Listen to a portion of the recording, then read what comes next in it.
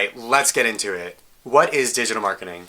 Digital marketing is the online promotion of brands, products, and services in order to connect with potential clients.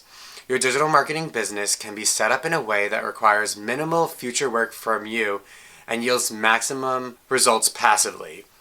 It's a field of work that is insanely broad. There are countless ways of growing a successful business with digital marketing. Whether you'd like to do this part-time or full-time, whether you'd like to grow a marketing business from scratch or apply it to a pre-existing business that you've already started. There are literally so many ways you can make money online.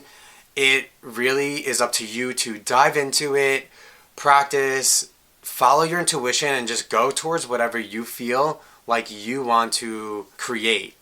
One thing I touched upon just there was how it can yield maximum results passively.